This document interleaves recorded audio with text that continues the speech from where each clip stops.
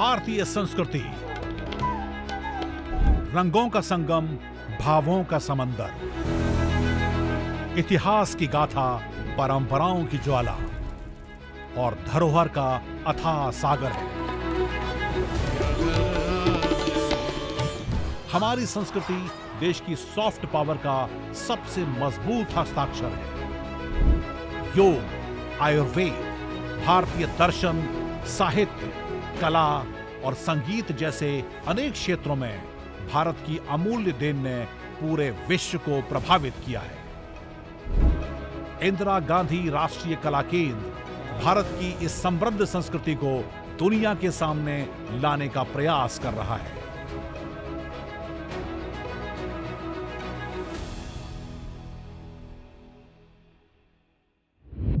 नमस्कार, स्वागत है आप सभी का हमारी विशेष साप्ताहिक प्रस्तुति संस्कृति संवाद में। पूरी दुनिया को वसुधैव कुटुंबकम का संदेश देने वाली भारतीय संस्कृति सचमुच अद्वितीय है। ये वो ज्ञान परंपरा है जिसमें ऊंच नीच का कोई भेदभाव नहीं। समानता और स्वतंत्रता इसके मूल सिद्धांत हैं और इसी महान परंपरा को आगे बढ़ाने का एक प्रयास है हमारा ये कार्यक्रम संस्कृति संवाद, जिसके माध्यम से हम आपको भारतीय संस्कृति के विभिन्न पहलुओं के साथ रूबरू करवाते हैं। इसमें हर हफ्ते हम आपको दिखाते हैं भारत की सांस्कृतिक विविधता के अनगिनत रंग। तो चलिए शुरुआत करते हैं आज के सफर की और सबसे पहले नजर डाल लेते हैं खास झलकियों पर। इंदिरा गांधी राष्ट्रीय कला केंद्र ने 2 दिवसीय राष्ट्रीय संगोष्ठी का आयोजन किया, जिसमें भगवत गीता और नाट्य शास्त्र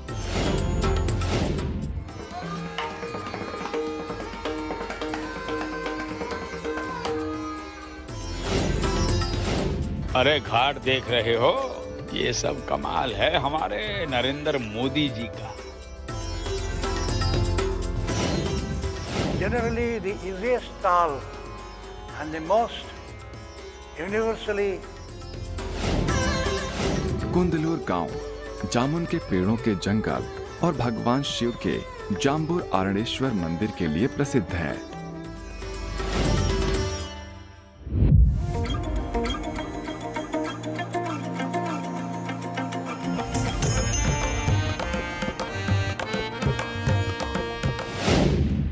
अभी आपने देखी झलकियां, अब वक्त है इस सप्ताह की सुर्खियों का।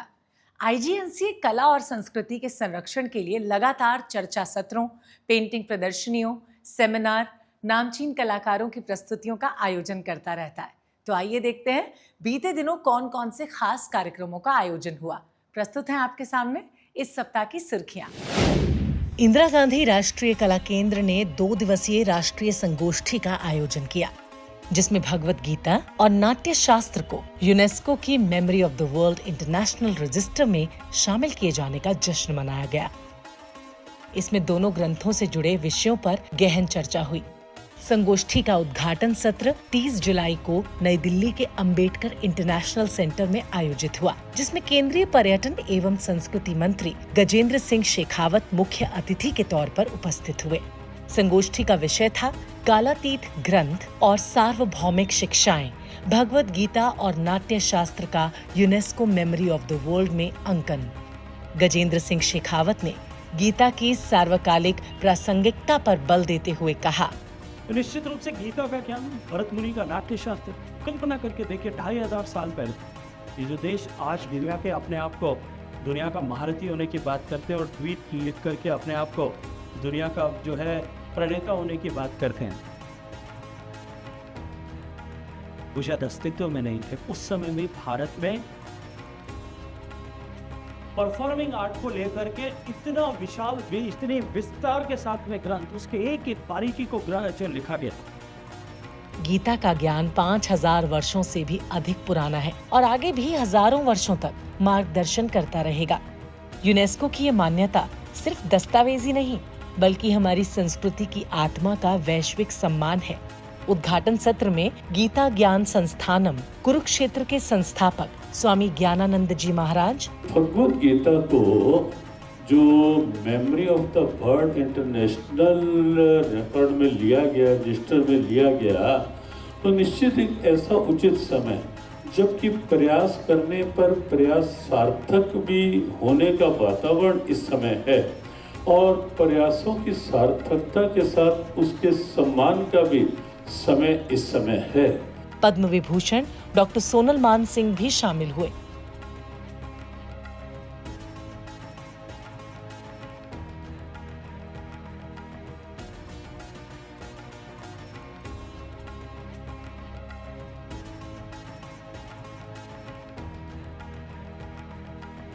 सत्र की अध्यक्षता आईजीएनसी न्यास के अध्यक्ष पद्म भूषण राम बहादुर राय ने की।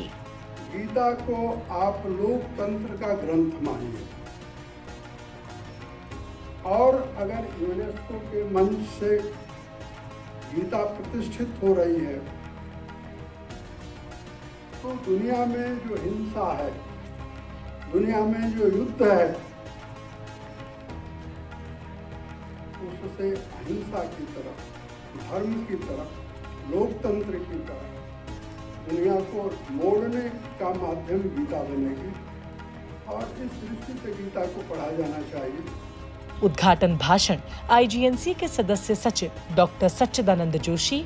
UNESCO memory of the world जैसे किसी कार्यक्रम में इसे न सिर्फ स्वीकारा जाता है बल्कि प्रमाणित किया जाता है तो निश्चित तौर पर भारत की महान ज्ञान परंपरा की धाक पूरे विश्व में एक बार फिर से स्थापित हो जाती है। और स्वागत भाषण कला निधि विभाग के अध्यक्ष एवं डीन प्रशासन प्रोफेसर रमेश चंद्र गौड़ ने दिया। It signifies the process of safeguarding heritage, not just recognition, because once a document is nominated in the register of UNESCO Memory of the World, it has been assured to be safeguarded for the posterity forever. So at IGNC as a nodal center, nodal agency, we have been working on a lot of nomination creation. इस अवसर पर from manuscript to memory नामक पुस्तिका का लोकार्पण भी किया गया और दुर्लभ पांडुलिपियों की एक प्रदर्शनी भी लगाई गई जिसने सभी को आकर्षित किया। गीता और नाट्य शास्त्र दोनों ही जीवन को कर्मयोग के माध्यम से जीने की शिक्षा देते हैं। एक आध्यात्मिक साधना है तो दूसरा कला की उपासना। संगोष्ठी का समापन सत्र 31 जुलाई को आईजीएनसी के समवेत सभागार में आयोजित हुआ, जिसमें मुख्य अतिथि थे केंद्रीय संस्कृति मंत्रालय के सचिव श्री विवेक अग्रवाल। इसकी अध्यक्षता की डॉक्टर सच्चिदानंद जोशी ने। प्रोफेसर रमेश चंद्र गौड़ ने स्वागत भाषण दिया और 2 दिनों में हुई गतिविधियों का सार प्रस्तुत किया। इस 2 दिवसीय राष्ट्रीय संगोष्ठी में देश भर से विद्वान, संस्कृति विशेषज्ञ और कला मर्मज्ञ आए और गहन चर्चा की। संगोष्ठी में ये बात उभर कर सामने आई कि भारत की प्राचीन ज्ञान परंपरा आज भी वैश्विक विमर्श में प्रासंगिक है और आने वाले समय में इसकी भूमिका और भी बड़ी होगी। ये आयोजन भारत की सांस्कृतिक पुनर्स्मृति का प्रतीक बनकर उभरा। तो ये थी इस हफ्ते की सुर्खियां। अब रुक करते हैं अगले सेगमेंट का। भारतीय शास्त्रीय संगीत में वाद्य यंत्रों का विशिष्ट स्थान है और अगर बात पखावज की हो तो पखावज की संगत के बिना शास्त्रीय संगीत मुकम्मल ही नहीं होता। पखावज न सिर्फ भारतीय संगीत बल्कि वैश्विक स्तर पर भी अपनी विशेष पहचान बना चुका है और इसका श्रेय जाता है पंडित अयोध्या प्रसाद, पंडित गोपाल दास, राजा छत्रपति सिंह और पंडित अर्जुन शेजवाल के साथ ही कई कलाकारों को जिन्होंने पखावज को नई ऊंचाइयों तक पहुंचाया। और इन्हीं में से एक नाम है पंडित डाल चंद्र शर्मा का।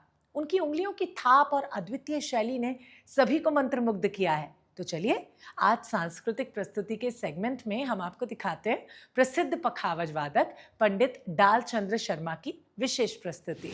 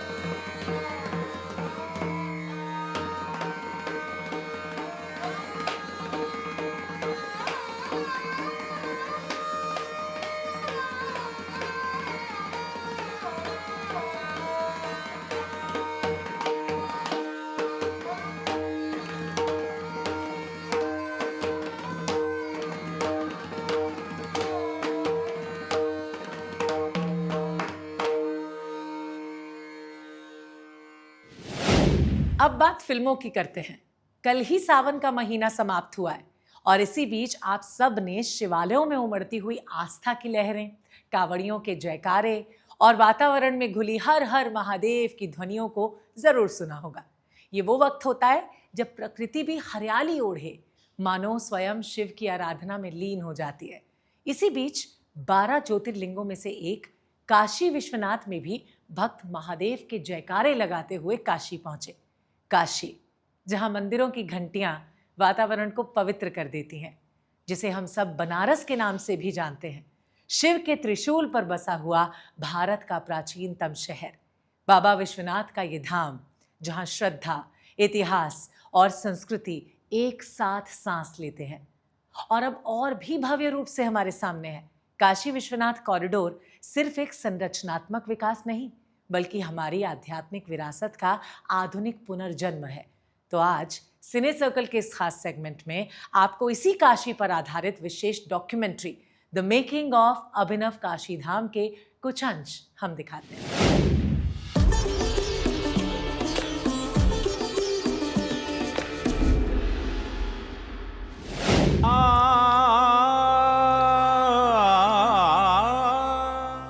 अरे घाट देख रहे हो, ये सब कमाल है हमारे नरेंद्र मोदी जी का।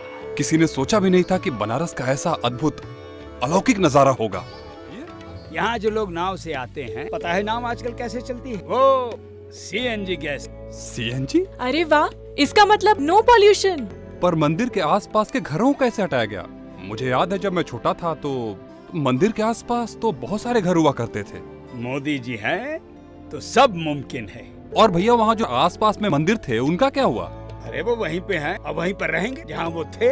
वो भी हम लोगों के लिए एक टास्क था, उनको बचाना है, उनका सौंदर्यीकरण करना है, रेस्टोरेशन करना है, पूरा उनको आईजीटी मतलब नए मंदिर की तरह बना के देना है। अच्छा, ये सब तो दूसरे मंदिरों का हुआ, जो मुख्य मंदिर था उसका क्या हुआ? मुख्य मंदिर? हाँ। मुख्य मंदिर तो सोने से सजा दिया गया है। सोने से? हाँ। अब तो मंदिर वाकई बहुत ज्यादा सुंदर हो गया होगा। और क्या, अरे जितना सुंदर दिन में लगता है उससे कहीं ज्यादा सुंदर रात में लगता है। भव्य द्वार देख रहे हैं आप? इसका तो विचार ही नहीं किया था। अच्छा, तो ये बना कैसे फिर? मोदी जी की वजह से। वाह। उन्हीं की कल्पना है। उन्होंने सोचा था जब गंगा जी की तरफ से लोग दर्शन करने यहाँ आएंगे ना, तो वे भव्य द्वार से प्रवेश करें, ताकि उन्हें भव्यता का एहसास हो। आपको पता है, जितना ध्यान धाम की भव्यता का रखा गया है ना, उतना ही ध्यान धाम की सुविधाओं का भी रखा गया है। जैसे बुजुर्ग लोग, दिव्यांग लोग मंदिर परिसर में कैसे आएंगे जाएंगे, गाड़ियाँ कहाँ खड़ी होंगी, हर बात का ध्यान इस धाम में रखा गया है। इस धाम के कण कण में काशी की परंपरा और महात्म्य की झलक दिखाई देती है। आप लोग जब देखेंगे तो खुद ही समझ जाएंगे। बाबा का रोज सत्कार गंगा जल से होता है। अब तो यहाँ पे सैकड़ों भक्त एक साथ दर्शन पूजन कर लेते होंगे। सैकड़ों नहीं, 25-50 हजार भक्त भी एक साथ आ जाए ना, तो भी कोई दिक्कत नहीं है। जब मोदी जी ने माँ गंगा में डुबकी लगाकर और हाथ में जल ग्रहण करके धाम की सीढ़ी पर पहला कदम रखा था ना, तो वो क्षण देखने लायक था। पूरा देश गर्व से अपना सीना चौड़ा कर रहा था। हजारों वर्षों के बाद बाबा विश्वनाथ और माँ गंगा का मिलन काशी विश्वनाथ धाम के माध्यम से हुआ है। और सचमुच यह क्षेत्र अपने प्राचीन समय में आनंद कानन के रूप में जाना जाता था। आज वो आनंद कानन वहाँ पर मूर्त रूप लिया है अपने आध्यात्मिक और सांस्कृतिक केंद्रों को और उसका स्वरूप कैसे होना चाहिए और कैसे हमें आगे सजोना है, बाबा विश्वनाथ का ये पावन धाम उसका एक मूर्त रूप है। यहाँ पर साफ सफाई, साज सज्जा सब शानदार। इसी बात पर बाबा विश्वनाथ के दर्शन कर लिए जाएं। काशी के बसैया, काशी के बसैया, काशी के बसैया पर काशी के खेवैया नाथ भंग के छनैया, भंग के छनैया गंग के धरैया तुम भोलेनाथ। अभिनव काशी धाम की भव्यता देखकर आपका मन भी काशी की गलियों में खो गया होगा। अब वक्त हो गया है कार्यक्रम को आगे बढ़ाने का। चलिए चलते हैं संगीत की सुरमई दुनिया की ओर। भारतीय शास्त्रीय संगीत में वाद्य यंत्रों की अहम भूमिका रही है। तानपुरा, वीणा, सितार, सारंगी और बांसुरी, हर एक वाद्य अपने आप में एक साधना है। सरोद इसी परंपरा का एक विशिष्ट वाद्य है जिसकी गंभीरता और मधुरता श्रोताओं को बांध कर रखती है। इसी वाद्य को अंतर्राष्ट्रीय पहचान दिलाने में उस्ताद अली अकबर खान और उस्ताद अमजद अली खान जैसे संगीतकारों का विशेष योगदान रहा है। और इन्हीं महान कलाकारों में एक नाम है पद्म भूषण पंडित बुद्धदेव दास गुप्ता का, जो सेनिया शाहजहानपुर घराने के शीर्षस्थ कलाकार रहे। उन्होंने अपने गुरु पंडित राधिका मोहन मैत्रा से शिक्षा लेकर सरोद में परंपरा और नवाचार का सुंदर संगम रचा। प्रस्तुत है आपके सामने पंडित बुद्धदेव दास गुप्ता के साथ हुई विशेष बातचीत के कुछ स्मरणीय अंश।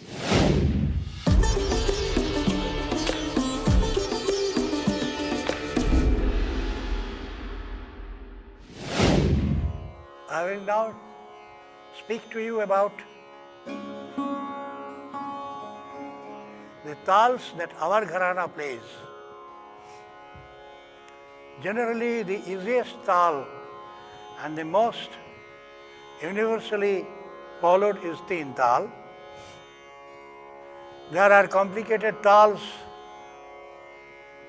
Some gharanas pride themselves on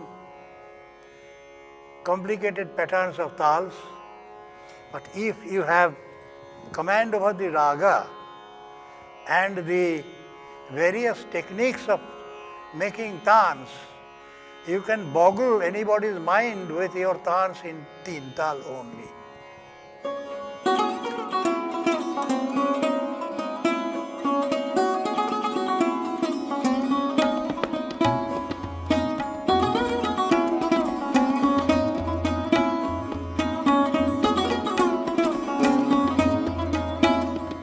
That is not all of the raga, which is Pilu, incidentally. Hear about the rest of the ragas, raga.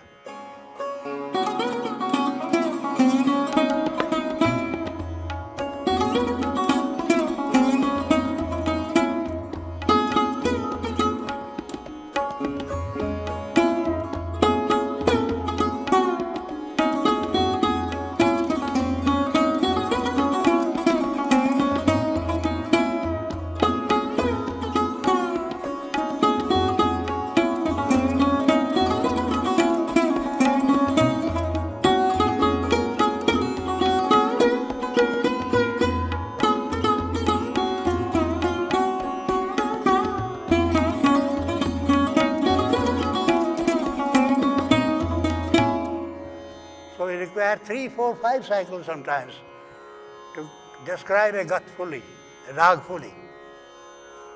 And our Firoz Khani gats are designed to do exactly that. They are never less than 3 avartans, sometimes more.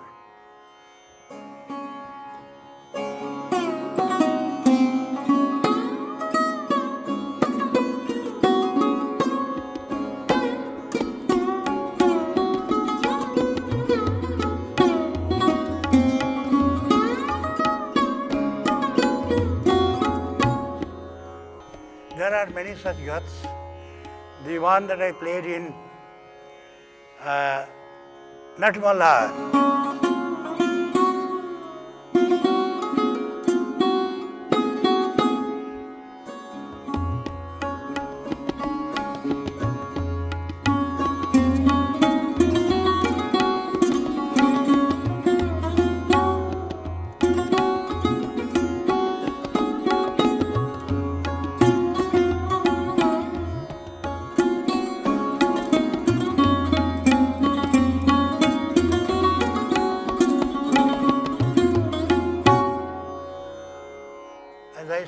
are so many basic phrases of a raga.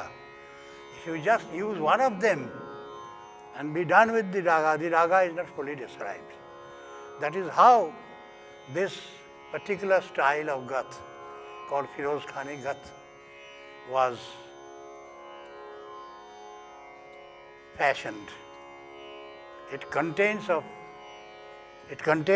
smart jumps from octave to octave, like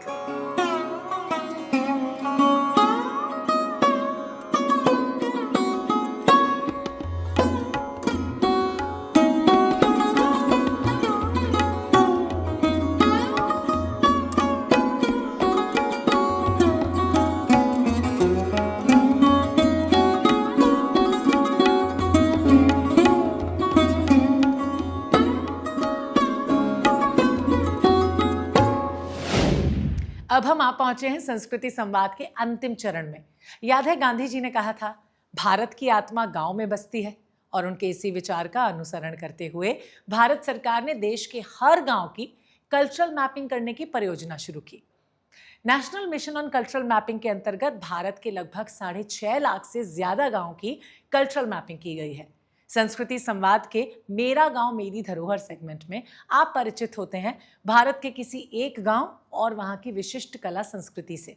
तो आइए आज आपको दिखाते हैं तमिलनाडु के कुंदलूर गांव को।